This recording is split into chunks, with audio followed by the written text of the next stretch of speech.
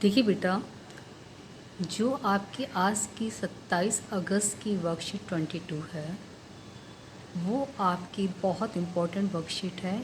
इस वर्कशीट पे जो आज सिखाया जाएगा उस पर बेस्ड बोर्ड में जो क्वेश्चन आएगा वो क्वेश्चन हर हालत में सेक्शन डी में आपको मिलेगा और 4 नंबर का होगा।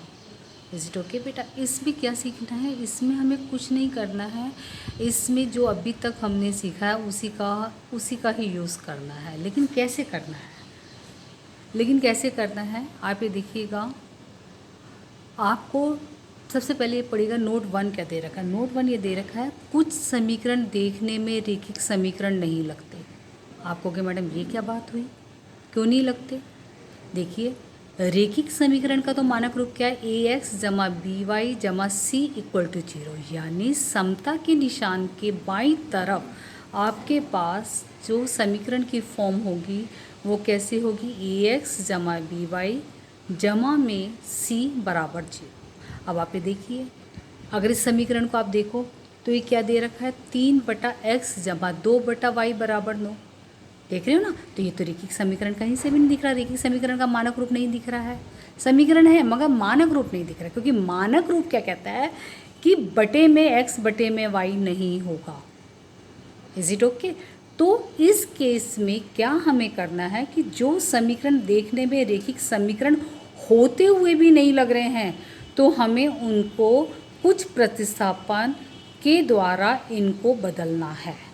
Is it okay? तो अब देखिए कैसे क्या करना है। पहला क्वेश्चन देखिएगा, अगर आपके बटे में x और y हो, देख रहे हो जैसे इसमें हैगा पहला उदाहरण में, तो हमने क्या काम करना, 1/में x is equal to p माना, 1/y इक्वल टू क्यू माना। अब देखिए समीकरण क्या है, 3/x जमा में 2/y बराबर 2। अगर मैं इसको रीराइट कर लिखूँ, दोबारा से लिखती हूँ, तो 3/x का क्या मतलब है, 3 गुना में 1/x। 2/y का क्या मतलब है, 2 गुना में 1/y बराबर 2। इसी तरह से इसको मैंने कर लिया। अब मैं जो ये 1/x है और जो 1/y है उसकी जगह मैं क्या लिखूँगी, p और q। तो मेरा अब क्या बन गया, 3p जमा 2q बराबर 9, 2p जमा q बराबर 6। अब ये रेखिक समीकरण बन गया और यहाँ पर मेरे चर क्या है, p और q। समझ में आया? जैसे यहाँ पर दो चर थे x और y, अब मेरा सेम चीज़ शक्ल बदल कर किस में आ गई, p और q की फॉर्म में। बस अब तो प्रतिस्थापन विधि लगाओ या विलोपन विधि लगाओ, जैसे मैंने पिछली 2 वर्कशीट में समझाया था उससे कर लो। लेकिन बेटा मैं आपको वैसे सलाह दूंगी, आपकी मर्जी है, किसी से भी करो। लेकिन अगर आप विलोपन विधि से करते हो तो बहुत आसान होता है। करना क्या होता है, ऊपर वाले समीकरण को नीचे वाले किसी भी चर के गुणांक से कर लो और नीचे वाले समीकरण को ऊपर दिए गए समीकरण के चर के गुणांक से कर लो। जैसे मैंने क्या काम करा, मैंने सोचा मैं पी को सेम करती हूँ, तो क्या काम करा, मैंने इसको 2 से गुना करा इस समीकरण को पूरे को, और इसको किससे करा, 3 से। देख रहे हो आप?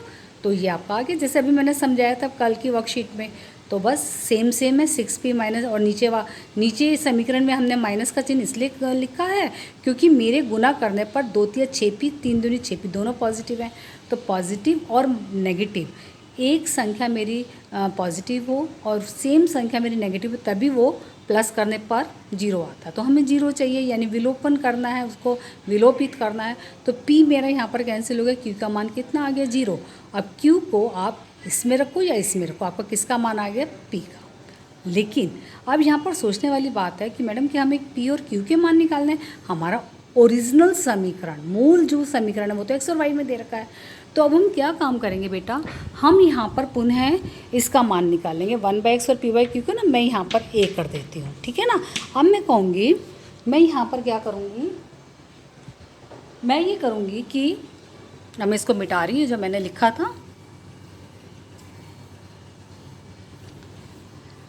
मैं यहाँ पर जो मुझे तो, क्योंकि मुझे तो x और y के मान चाहिए, तो अब मैं कहूँगी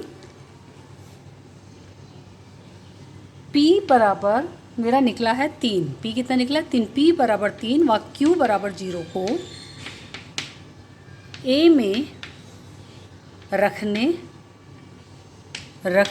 पर मेरा a क्या है, मेरा a है 1/x is equal to p व 1/y इक्वल टू q। ठीक है, तो 1/x x equal to p की जगह p का मान कितना निकला था, मेरा निकला था 3, और q का मान मेरा कितना निकला था 0। इसको इससे गुना करो, इसको इससे गुना करो, तो y का मान तो यहाँ पर आ गया 0, ठीक है ना। और 1/x बराबर 3 को 3 ना लिखा, 3/1 करा। अब इसकी इससे गुना, इसकी इससे गुना, तो मेरा क्या है, या हम एक काम और कर सकते हैं, इस तरह के क्वेश्चन में हम इसका व्युत्क्रम ले सकते हैं। क्या ले सकते हैं हम इसका, रेसिप्रोकल। तो रेसिप्रोकल रहेंगे, उल्टा करेंगे यानी इसको, तो 1/x क्या बन गया, x/1, और 3/1 क्या बन गया, 1/3। किसी के बटे में 1 हो तो वही का वही रहता, तो x का मान कितना आ गया 1/3, और y का मान कितना आ गया मेरा 0। ठीक है बेटा, समझ में आई बात। यानी मैंने क्या काम करा, मैंने ये काम करा कि मैंने सारा,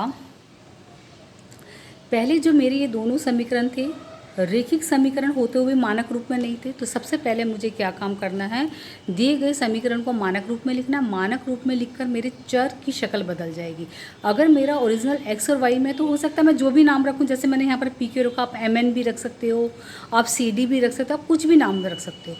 तो जब मैं मानक रूप में लिखूँगी तो मेरे ये चर बदल जाएंगे, x की जगह m हो सकता है, कुछ भी। तो हमारा जो आंसर आएगा विलोपन विधि से या प्रतिस्थापन विधि से नेचुरली उसी चर में आएगा, जैसे यहाँ पर p और q में आया।